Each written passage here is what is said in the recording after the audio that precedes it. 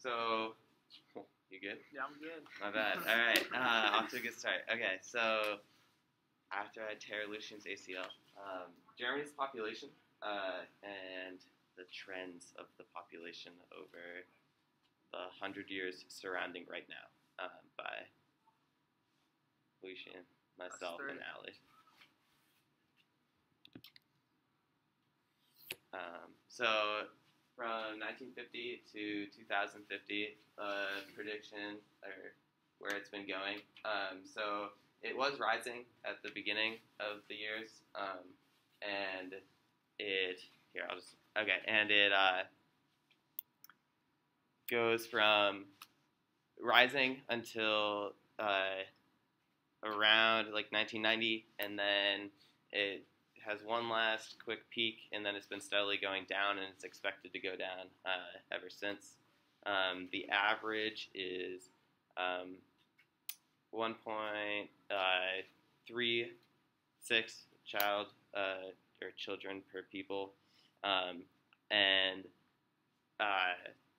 many believe that the biggest problem is there's a large lack of accommodations for working mothers, which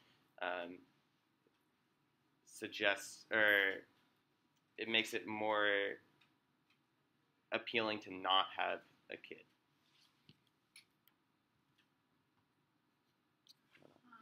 So with the decreasing population, it's really hard to fill schools, houses, jobs, basically everything we've talked about.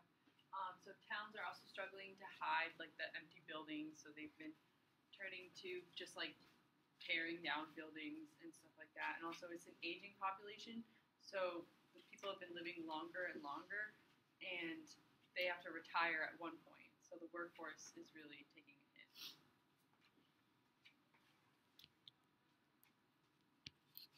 Some key facts. As you can see, like the important ones are the birth rate and the death rate and the population over and under. So the birth rate is below the death rate, which means more people are dying than more people are being born. So that's how the population is going down. And the population over and under sort of proves that like it's an aging population. So 21% of the population is over 65, and only 13% is under 15. So. Yeah, it has the second oldest population behind Japan, I think it was. So the rate of decline for the population is negative 0.18. So it's not a very fast thing, but it'll definitely have an impact, and it's just over the past few generations, just the desire to have children has been going down, which results in less kids being had.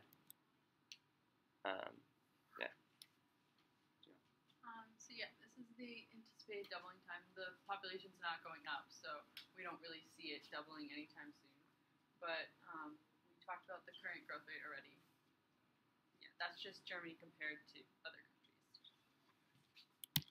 So this is the demographic transition model, and so there's like different stages, and generally the farther left or like the lower stages are less developed countries. So like if the birth rate is really high, your country probably has like less access to contraceptives, and there could be more, like in Sierra Leone there's a lot of like rape and just bad things. So but the death rate is also pretty high, so it kind of evens out. And then as you go right, it's sort of like, you know, the more developed a country is, and most developed countries are in stage 4, like the United States is in stage 4. But Germany is actually stage 5. There's not that many countries that are in stage 5, but stage 5 is like the it's a declining population. And so there's, just because throughout human history, we're really in the first time that people are, I mean, as far as we know, that people are entering like stage 5, and so that's why you see like a lot of question marks and just a lot. Not much is known, and not much is known if it's going to be like a rebound effect or if it'll just steadily go down until it dies off. But so we get to wait and see. So this shows the aging population. Like the largest bar is 50 to 54, and that's kind of shocking. And you look 0 to 5, or 0 to like 14, really. Those are really small bars. Like it's scary. Yeah, and so as those bars move up the chain, theoretically, according to all of the estimations and the decline rate, they should just continue to go down. I think eventually some force will be. I don't think they'll make themselves go extinct, but so one major cause for leading into stage 4, coming out of stage 3, is healthcare increase, and so if a country is in stage 5, they should have already had healthcare set up, and it should be pretty good.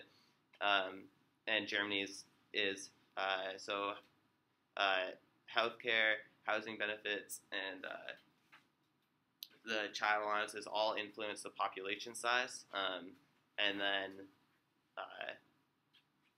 when governments spend more money on accommodations for older generations, you tend to see a decrease in accommodations for services like for the birth rate. Caters to the aging population. Exactly. We kind of combined education and employment because it's kind of in the same realm.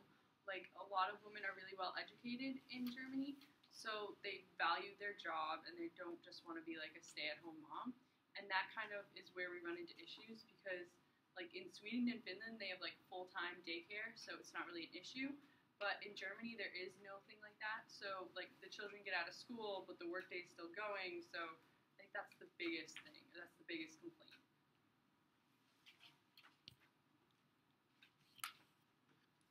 Food insecurities. So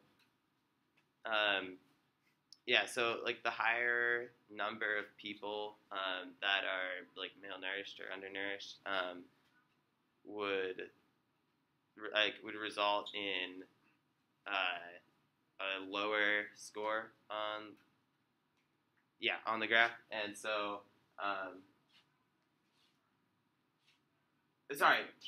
would be the result in a higher score, of course. And so pretty much it's just like what it's trying to show is that there are not many malnourished or undernourished people in Germany.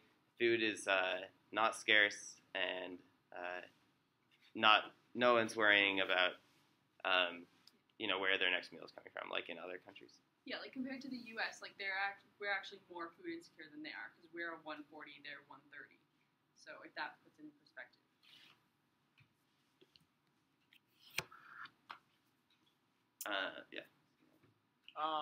So some recommendations. They can improve the daycare system. Spend more money accommodating younger generations. Rather than catering to like the aging population. And improve maternal and child health care, implement free delivery, maternity, and housing benefits. Anything else about the article? Made me think of the movie they showed in the fall, Damnation. Yeah. Made me think of that too. I didn't see it. It's really good. It's about all the dams that were built in the United States